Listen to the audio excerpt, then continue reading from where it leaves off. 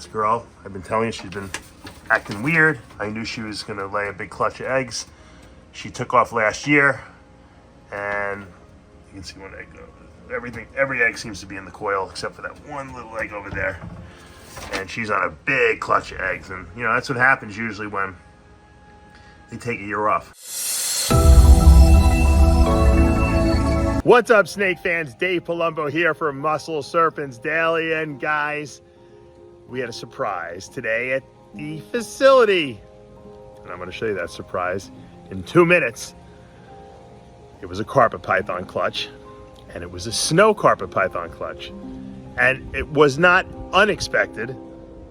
I wasn't sure it was going to happen this weekend, but I knew this girl was going to go. And really what I want to talk about is the snow carpet project, because it's something that it's really been dear and near to my heart. When I first got into carpets back in 2014, I said, you know what? I want to produce a snow carpet. And at the time, I don't even know if the Moonglow had been produced yet in Australia, but obviously that was also, I wanted a white carpet python. There just wasn't any white carpets. I always loved the albinos, but they have a lot of yellow in them. And I wanted to try to get a whiter one. And I saw the snows, at least the ones that I saw in Australia, were white with some yellow, but it was a much, much reduced yellow. And I really loved the way they look, because I kind of like a little yellow in them, but I like the higher white. And then I saw the Moonglows, the full Moonglows, which were super caramels, albino Axanthics, and they just were unbelievable, pure white.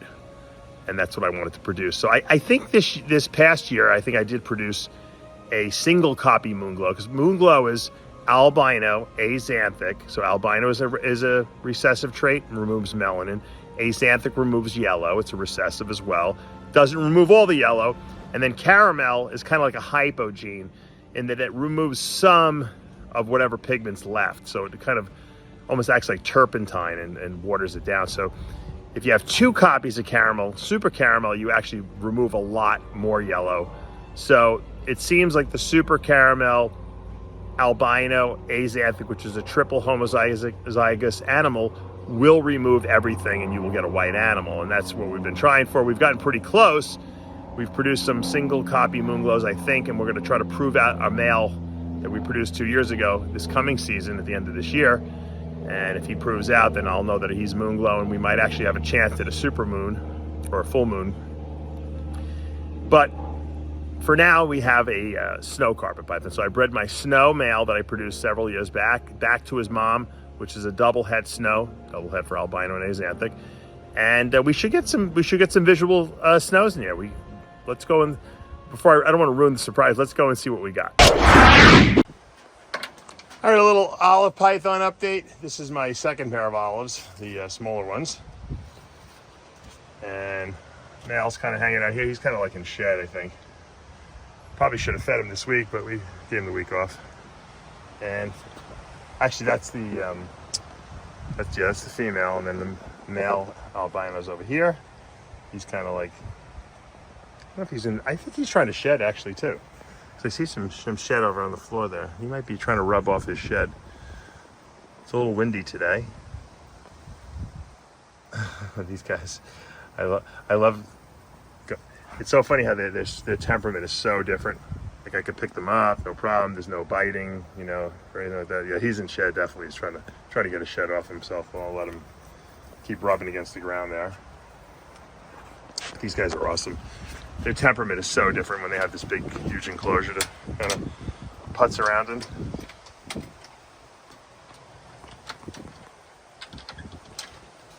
Amazing what snakes do when they're given their more naturalistic enclosure. Ah, that's a nice lock. Pablo just put the males in with the females, so this boy must have been waiting for this girl. This is an Ivory high intensity orange dream banana het pied male that's being bred to a dinker female I have. And I don't want to disrupt them a little bit. She's getting a little upset, so they are locked. I will leave them. That's a beautiful lock though. It's cool to see it like what a real normal ball python. I mean, it's a dinker, so it might have another hidden gene in it, but by and far it's just a really cool normal.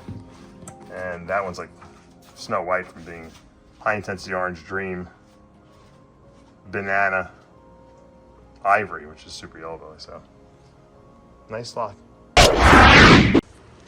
All right, I've been showing you this cage a couple times over the last couple weeks because there's my snow carpet python, one of my favorite snakes in my entire collection. You know, I've been working on a moon glow version of this, which would erase most of that yellow, hopefully get us a white carpet. They've done it in Australia.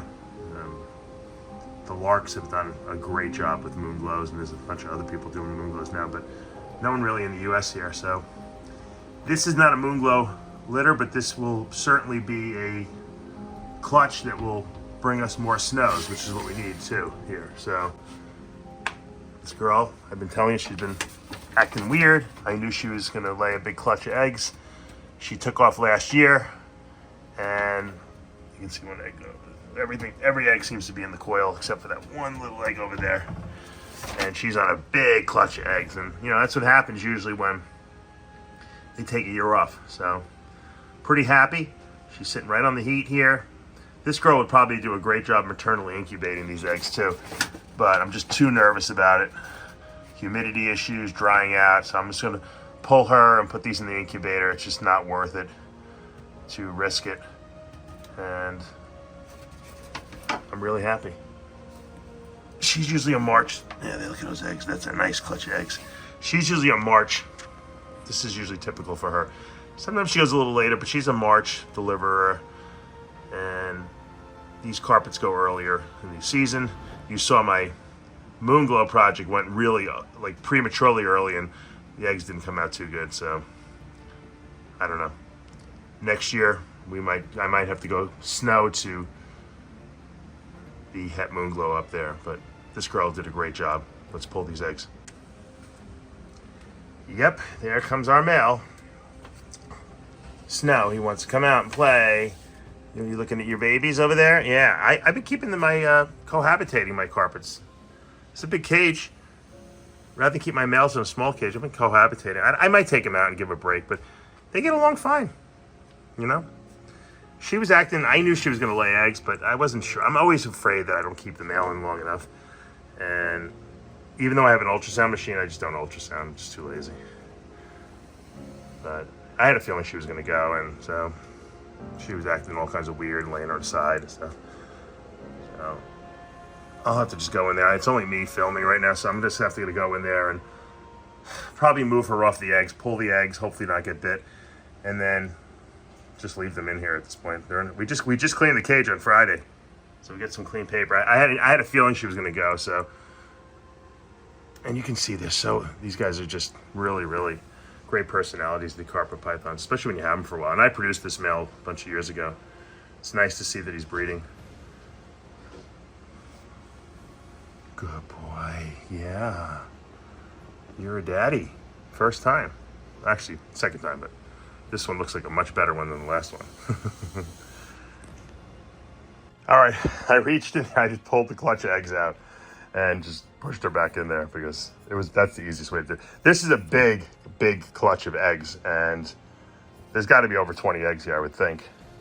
I'm gonna have to candle these, and I don't see, I was gonna put them in my dragon hatch trays, but this is such a big clutch. I really don't want to start pulling these all apart because sometimes they rip.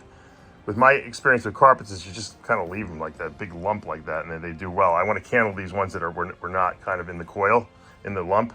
But this will probably stay in here. I'll probably put maybe these individual eggs in here and maybe pull a couple off so they just don't touch the sides. And that's it. I think that's how we're going to do it. And let me candle these things, and then I'll count them, and I'll give you the results here. All right, here's what we got. This lump I am not pulling apart any further. I am gonna just leave it here. There's eggs on the bottom, a little smushed, but you know, I've done this before. This is how the mother would sit on them anyway. So this is a pretty tight coil. We had like 2 little slugs that I threw out, but this is a nice little band of eggs, and I'm not gonna use the dragon hatch trays. I'm gonna put this on my light diffusers like I normally do, because these things are not rolling. They're not going anywhere. And I should be able to, I should be able to get the top on without this touching where it's gonna mold, you know, when it's gonna get wet or something like that. So, because I don't want to start pulling, I don't know, I don't want to start pulling these things apart too much. I don't know, maybe I should. This is a little high, but I think the top will clear it without touching. We don't want these eggs to touch the wetness of the top of the egg container, because then it could mold a little bit, and we don't want that. So, you know, ideally, I would like to take it down a layer and put these over here, but I don't think it's a good idea. I think I'm just going to leave it here. These were ones that were kind of scattered. I pulled these two off. I kept them together, but they were kind of attached to the side here, and they were kind of touching the wall. I didn't want it there. So these all look like they have vessels in them. I didn't candle all these, but these look good. These are pretty nice looking eggs, so I'm assuming they are. I have about 30 total. If I count it properly, because it's hard to count because it's like a three-dimensional lump. I think we got 30 eggs, which would be my biggest carpet clutch to date. But that girl's, she's 10 years old, the female. So she did take off last year, but she made up for it this year. So we should have some good odds. We should get a bunch of snows in here, I would think, you know, with the fact that the father's actually a visual snow. And the great thing is that everything will be, at the very least, hets, 100%. Where in the past, when I was producing double het to double het, I was getting a lot of 66%ers. So we just didn't know. So anything that's not visual will be het albino or het axanthic. So it's the albino axanthic double recessive that gives you that snow. Albino removes blacks. Then you get the axanthic that removes yellows, but it doesn't really remove all the yellows. It's not a completely yellow eraser, unfortunately. That's why we bring in the caramel gene to kind of take away more of that yellow. And when you have two copies of the caramel gene, which we call a full moon, that would be a super caramel albino axanthic, that would be called a full moon glow, and we would have a white snake, and that's what they've produced. I have yet to produce a full moon. I produced possibly moon glows that I'm going to hopefully be breeding next season. I have some males that I'm going to try out, and if those work out well, when we bring them back to the mom, that's a double het, a triple het, I should say. Well, she's a caramel double het, which would give her technically a caramel het moonglow. We breed that male moonglow back, then we could produce much better odds. This year we bred caramel double het snow to caramel double het snow, which is really double het moonglow, and we got 3 viable eggs in the incubator. So I don't think we're going to hit anything on those. If we do, then the gods are definitely blessing us. But this clutch is going to be a good one, and I know a lot of people have been asking me, are you going to sell snows? Are you going to sell snows? This year probably we will sell some snows, because I can't hold it back. I can't hold back all of these. I probably will hit a bunch of them, I would think, unless the odds were terrible, you know. So if you guys want to get into the carpet snow project, this could be it. All right, so you saw that. We got about 30 good eggs. Big clutch. This girl took off last year on her own, not because I put the male in with her, but she just didn't want to go, and that's okay. She's 10 years old. She deserves a break once in a while. She had produced, I think, 3 years in a row for me. She held it up for this year. Great clutch. They all look good, the eggs. And so, you know, I'm happy. It's a lot of babies to feed, but it's okay. We could get a nice amount of, I think it's 1 in 8 chance of getting, it's 1 in 2, I think it's a 1 in 4 chance of getting a snow.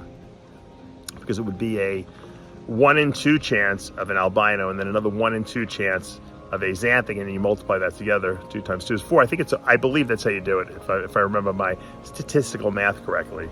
So I think I got a 1 in 4 chance of producing snows, which is great because I have 30 eggs. So I should theoretically should get a bunch of snows in there. And that will be good for you guys, because if you guys want to get into the project, I'll finally have some for sale, because I've been holding back everything because I only get a couple here and there. When you breed double het to double het, you don't get a lot of visuals, you know, and sometimes they die, you know. We've had a couple snows die on us, maybe 1 or 2 along the way. So this will be the first year. Hopefully, if we do produce a nice clutch of these guys, when they hatch out in 2 months, I'll let you guys know, and some of them will probably be available. All right. I hope you enjoyed today's video. If you did, you know what to do. Hit that subscribe button, turn on those notifications, hit that like button. I'll see you back tomorrow.